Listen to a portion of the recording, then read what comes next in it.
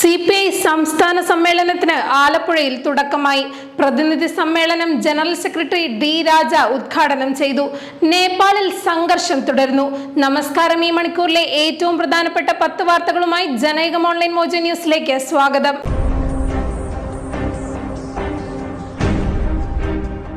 CPI സംസ്ഥാന സമ്മേളനത്തിന് ആലപ്പുഴയിൽ തുടക്കമായി. പ്രതിനിധി സമ്മേളനം ജനറൽ സെക്രട്ടറി ഡി രാജ ഉദ്ഘാടനം ചെയ്തു. സമ്മേളനങ്ങൾ ഒരു ചടങ്ങ് മാത്രമല്ല, ഒരു രാഷ്ട്രീയ സംഘടനാ പരിപാടി കൂടിയാണെന്ന് ഡി രാജ പറഞ്ഞു. രാജ്യത്തെ രാഷ്ട്രീയ സാഹചര്യങ്ങൾ വിശകലനം ചെയ്യുകയും പാർട്ടിയെ എങ്ങനെ ശക്തിപ്പെടുത്താമെന്നതിന്റെ പ്രവർത്തന പദ്ധതി പരിശോധിക്കുകയുമാണ് സമ്മേളനങ്ങൾ നിർവഹിക്കുന്നത്.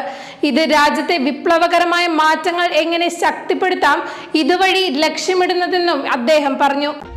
നേപ്പാളിലെ ജൻസി വിപ്ലവത്തിനിടെ കൂട്ട ജയിൽ ചാട്ടവും കലാപം ജയിലുകളിലേക്കും വ്യാപിച്ചതോടെ 1500-ലേറെ തടവുകാർ ജയിൽ ചാടിയെന്ന് റിപ്പോർട്ട്. മുൻ മന്ത്രി സഞ്ജയ് കുമാർ സാഗ്, രാഷ്ട്രീയ സ്വതന്ത്ര പാർട്ടി പ്രസിഡന്റ് റാബി ലാമിച്ചാനെ തുടങ്ങിയവരും ജയിലിൽ നിന്ന് രക്ഷപ്പെട്ടവരിൽ ഉൾപ്പെടുന്നു. ലളിത്പൂരിലെ നാഖു ജയിലിലേക്കാണ് കഴിഞ്ഞ ദിവസം പ്രക്ഷോഭകാരികൾ ഇരച്ചെത്തിയത്. ജയിൽ വളപ്പിനുള്ളിൽ കയറിയ 100 കണക്കിന് പ്രക്ഷോഭകാരികൾ ജയിലിനുള്ളിലും അക്രമം അഴിച്ചുവിട്ടു. പിന്നാലെ സെല്ലുകൾ തകർത്ത് തടവുകാരെ വിടുകയായിരുന്നു. മറ്റു ചില തടവുകാർ അവസരം മുതലെടുത്ത് സ്വയം സെല്ലുകൾ തകർത്ത് പുറത്തിറങ്ങുകയും ചെയ്തു. ജയിലുകളിലെ രേഖകളടക്കം പ്രക്ഷോഭകാരികൾ തീയിട്ട് നശിപ്പിച്ചു. സംഭവ സമയത്ത് പോലീസും ജയിൽ അധികൃതരും സ്ഥലത്തുണ്ടായിരുന്നെങ്കിലും ഇവരാരും ഇടപെട്ടില്ലെന്നും റിപ്പോർട്ടുകളിൽ പറയുന്നു.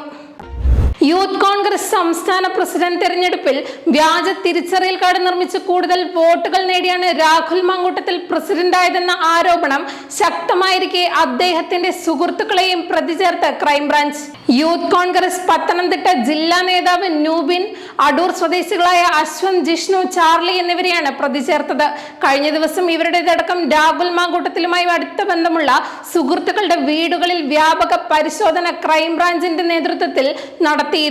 വ്യാജ തിരിച്ചറിയൽ കാർഡ് ഉണ്ടാക്കി വിതരണം ചെയ്ത സംഭവത്തിൽ ഇവർക്ക് നിർണായകമായ പങ്കുണ്ടെന്ന വിവരത്തിന്റെ അടിസ്ഥാനത്തിലാണ് പ്രതി ചേർത്തത്. KSRTC 180 പുതിയ ബസ്സുകൾ കൂടി വാങ്ങാൻ തീരുമാനിച്ചു.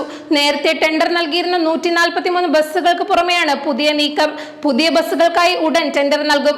വാങ്ങാൻ ഉദ്ദേശിക്കുന്ന 180 ബസ്സുകളിൽ 100 എണ്ണം സൂപ്പർ ഫാസ്റ്റ് സർവീസുകളും 50 എണ്ണം ഓർഡിനറി സർവീസുകൾക്കും 30 എണ്ണം ഫാസ്റ്റ് പാസഞ്ചർ സർവീസുകൾക്കും വേണ്ടിയുള്ളതാണ്. പാലക്കാട് പുതുപ്പരിയാരം മാട്ടുമന്ത ചോളോട് സ്വദേശിനിയായ മീരയെ ഭർത്തൃവീട്ടിൽ തൂങ്ങി മരിച്ച നിലയിൽ കണ്ടെത്തി. ഭർത്താവ് അനൂപിന്റെ മർദ്ദനമാണ് മരണകാരണമെന്നാണ് ബന്ധുക്കൾ ആരോപിക്കുന്നത്. ഭർത്താവിന്റെ മർദ്ദനത്തെ തുടർന്ന് മീര ഇന്നലെ സ്വന്തം വീട്ടിലെത്തിയിരുന്നു. പോലീസ് സ്റ്റേഷനിൽ പരാതി നൽകാമെന്ന് വീട്ടുകാർ പറഞ്ഞിരുന്നെങ്കിലും രാത്രിയോടെ ഭർത്താവ് നിർബന്ധിച്ച് തിരികെ വീട്ടിലേക്ക് കൊണ്ടുപോകുകയായിരുന്നുവെന്ന് ബന്ധുക്കൾ പറയുന്നു. ഇന്നു രാവിലെ ഹേമാംബിക നഗർ പോലീസാണ് മീര മരിച്ച വിവരം ബന്ധുക്കളെ അറിയിച്ചത്. ഫ്രാൻസിൽ പ്രസിഡന്റ് ഇമ്മാനുവൽ മാക്രോണിനും സർക്കാരിനുമെതിരെ പ്രതിഷേധം ശക്തമാകുന്നു. ആയിരക്കണക്കിന് ആളുകളാണ് പ്രതിഷേധ പ്രകടനങ്ങളുടെ ഭാഗമായി തെരുവിലിറങ്ങിയത്. പ്രതിഷേധം തുടങ്ങി ആദ്യ മണിക്കൂറിനുള്ളിൽ തന്നെ 200 പേരെ പോലീസ് അറസ്റ്റ് ചെയ്തതായി അധികൃതർ സ്ഥിരീകരിച്ചു. കഴിഞ്ഞ തിങ്കളാഴ്ച പാർലമെന്റിൽ വിശ്വാസ വോട്ടെടുപ്പിൽ പരാജയപ്പെട്ടതിനെ തുടർന്ന് പ്രധാനമന്ത്രി ഫ്രാൻസ് ബെയ്റു രാജിവെക്കാൻ നിർബന്ധിതനായതിനു പിന്നാലെയാണ് പ്രതിഷേധങ്ങൾ ആരംഭിച്ചത്. സംസ്ഥാനത്ത് ഒരാൾക്ക് കൂടി അമീബിക് മസ്തിഷ്ക ജ്വരം സ്ഥിരീകരിച്ചു. മലപ്പുറം സ്വദേശിയായ പെൺകുട്ടിക്കാണ് രോഗബാധ ഉണ്ടായിരിക്കുന്നത്. മെഡിക്കൽ കോളേജിലെ മൈക്രോബയോളജി ലാബിൽ നടത്തിയ പരിശോധനാ ഫലം പോസിറ്റീവ് എന്ന് കണ്ടെത്തി.